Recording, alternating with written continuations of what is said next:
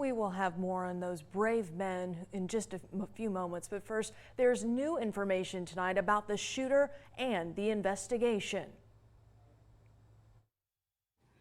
We are, as we do in most active shooter investigations, work with the presumption that this was an act of terrorism. Tonight that Mohammed Saeed al-Shamrani was The FBI is retracing the steps of Mohammed al-Shamrani last movements prior to Friday's shootings. We have team coverage tonight on this developing story. We begin with NBC 15's Rachel Wilkerson.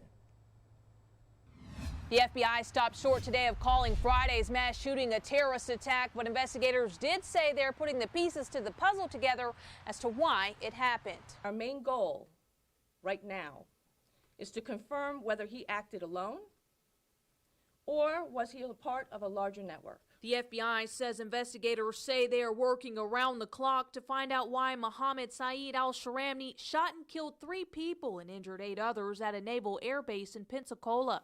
We are, as we do in most active shooter investigations, work with the presumption that this was an act of terrorism. Investigators have recovered cell phone video taken by a bystander outside Building 633 after the 21-year-old al-Shamrani began his attack. Now they want to know if anyone else had knowledge it was going to happen. There are a number of Saudi students who were close to the shooter and continue to cooperate.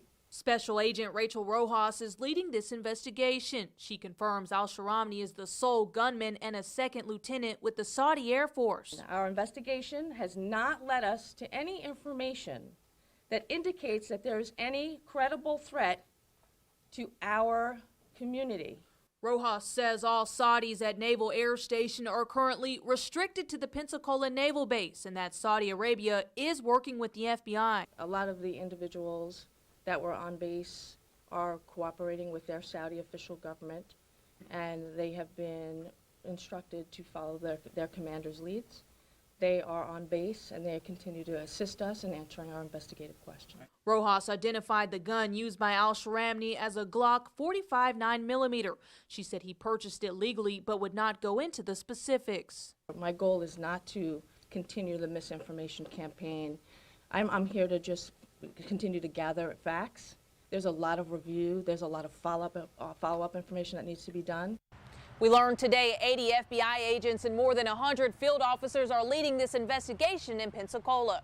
Reporting in Pensacola, I'm Rachel Wilkerson, NBC 15 News.